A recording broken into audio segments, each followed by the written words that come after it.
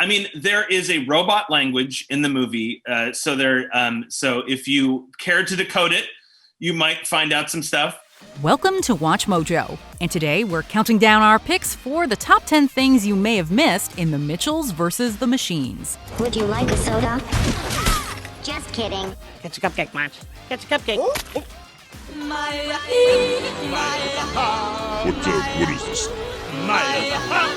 For this list, we're looking at blink and you'll miss some pop culture references and Easter eggs from Sony Animation sci-fi comedy. We'll be skipping super obvious in-your-face references like the Furbies because, well, how could you miss that? Man, Furbies are creepy. Why would someone build that? Oh, and if you haven't watched the movie yet, go watch it now and then come back to us, because this is your spoiler alert. What little details did you catch? Tell us about them in the comments. Number 10. Katie's inspiration. An aspiring filmmaker, Katie wears her heart on her sleeve when it comes to her passion for the medium, and also on her feet. Her socks actually have the same pattern as the carpet in the Overlook Hotel in Stanley Kubrick's The Shining. A pin on her hoodie saying "Hi there" references another of Kubrick's movies, Dr. Strangelove.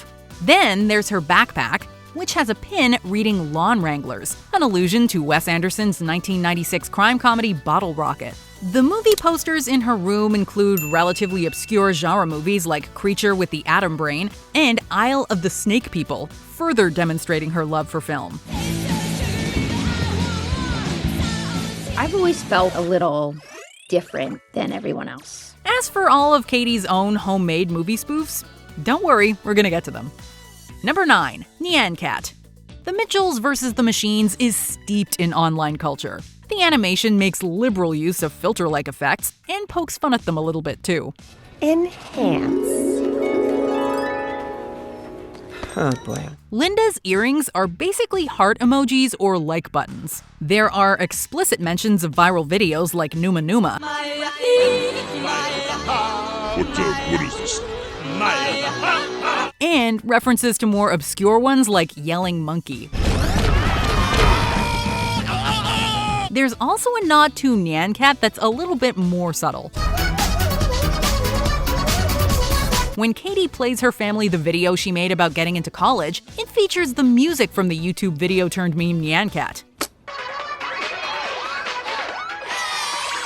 Whereas Nyan Cat trails a rainbow behind it as it flies through space, Katie's sock pocket blasts a rainbow out of its mouth. Number 8. Personalized license plates. This one is truly a blink and you'll miss it moment. Rick's family road trip idea is not going well, meeting disaster after disaster. Get to the bridge if you want to live! What about Prancer? Prancer belongs to the canyon now! However, a dinosaur-themed road stop cafe seems to offer hope at redemption. When the Mitchells walk into the cafe, there's a brief shot that includes personalized license plates. On the bottom left, one on top of the other, are the names Jeff and Mike. These are the names of the movie's writers, Jeff Rowe and Mike Rianda. Rianda also directed the film.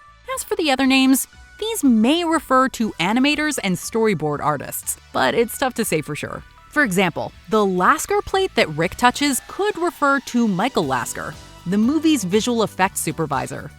Number 7. Doug the Pug. Get your cupcake, March. Get your cupcake. Okay, so maybe this isn't something you missed exactly as much as you might not have known, but it's still pretty cool. The Mitchells' adorable pug Monchi was based on director Mike Rianda's sister's pug, Monchichi. Bring it in, buddy. But the dog was voiced by a bona fide canine celebrity, Doug the Pug. Doug hails from Nashville and has amassed a huge following online. It's far from the pup's first role, as he's also appeared in several commercials and music videos. In an interview with Slate, director Mike Rianda said that he was a Doug fan before the film, as was his nephew.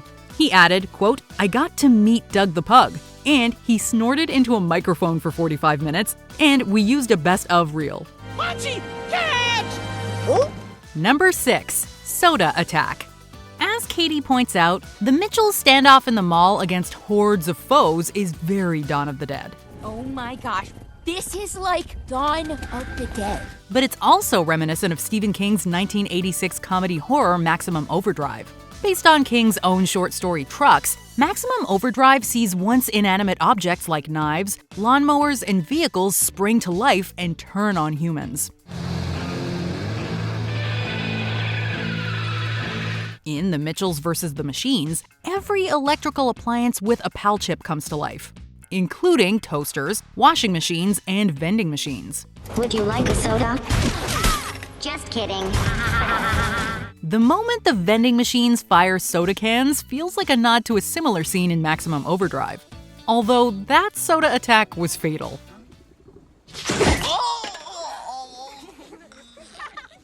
Number 5. A sturdy, sensible car. Is that a burnt orange 1993 station wagon?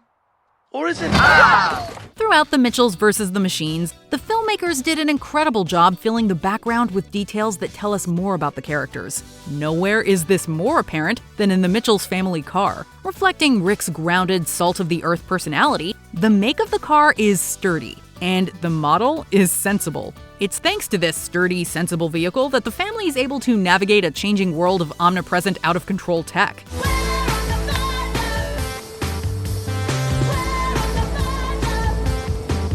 The bumper stickers double down on this, reflecting the priorities of Katie's parents with messages that extol the virtues of nature and enjoying the little things. Well, who knew having a 500-year-old car could be useful? Number 4. Kill Bill callbacks. Tarantino fans were all over these moments, but they were awesome Easter eggs that not everyone will have picked up on.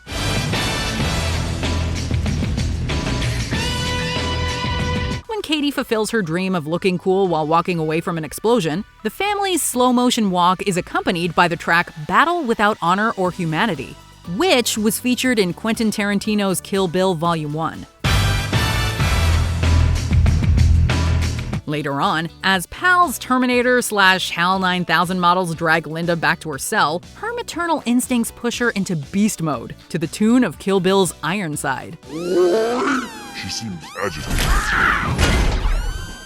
Do not defy our protocol. She follows it up with a kill that reminds us a bit of the 5-point palm exploding heart technique, although it's more like a Mortal Kombat fatality. Her bladed attacks later on, though, are very much in the spirit of the bride. Stand down, human. Number 3. Robo Slayers 4. This is one movie within a movie that we would love to see. In Katie's room, there's a poster for a fictional movie titled Robo Slayers 4. The film gets an explicit mention when Katie is chatting to her new college friends. You guys like Robo Slayers 4? No one around here had even heard of that. Why not? It's amazing. Katie packs a copy of it in her bag, and according to the cover, it's from the same director as Zombie Flesh Picnic and Werewolf War Criminal. What's really interesting, though, is the tagline on the poster: Rise of the Brain Exploders. Now, Brain Exploders might refer to the raging robots in the fictional Robo Slayers franchise, but it actually becomes an accurate description of Katie and her family, as they use Manchi to fry the robots' brains. Is that a dog or... Dog, pig, dog, pig, dog, pig, pig, dog. Loaf of bread, system error. Number 2. Katie's spoofs. Katie's film Good Cop, Dog Cop SVU ends up playing a key role in the story. Its title references Law & Order SVU, and possibly the 1994 film Raw Justice, also released as Good Cop, Bad Cop. It's time for me to go. Consider this my letter of resignation. But it's just one of a slew of parodies and knockoffs that Katie has created as part of her K collection. Freeze the frame, and you can also see titles like Fists of Furry and Fear and Loathing in Central Michigan. Later on, we glimpse an even more extensive filmography that includes our personal favorite, a parody of Cats called Cat with a Human Face. Before we unveil our number 1 pick, here are some honorable mentions. Tron vibes. PAL headquarters has echoes of the digital world in 1982's Tron. What happened to the factory? We have transformed it into our new headquarters. Batman transition. A nice little nod to the 1960s series. Mitchells, engage! PAL's reading material. Olivia Colman's Robot Overlord sits atop real books about artificial intelligence and military strategy. Who's behind this?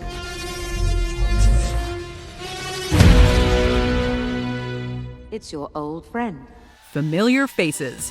Mattel's robots recall Honda's Osimo robots created in 2000. We just gave your smartphone arms and legs. This is the next generation of PAL technology. Before we continue, be sure to subscribe to our channel and ring the bell to get notified about our latest videos. You have the option to be notified for occasional videos or all of them. If you're on your phone, make sure you go into your settings and switch on notifications. Number 1. Coded messages. The robots have their own visual language made up of triangles. But instead of putting in random sequences, the filmmakers created an actual robot language. I mean, there is a robot language in the movie, so if you care to decode it, you might find out some stuff. The alphabet can be deciphered thanks to the translation of various city names on screen. In this shot, those triangles actually spell out a message that begins, "The uprising has begun. Rejoice, brothers." It also mentions a Batteries and Greet event hosted by Conan O'Brien's character Glaxon 5000. On another occasion, when Eric expresses dismay, a message flashes behind him, reading, "All those moments will be lost in time like tears in rain," referencing Roy Batty's famous monologue from Blade Runner. And that's not the only reference to Blade Runner, by the way. Jade's online username is a nod to Denis Villeneuve's 2017 sequel. Do you agree with our picks? Check out this other recent clip from WatchMojo, and be sure to subscribe and ring the bell to be notified about our latest videos.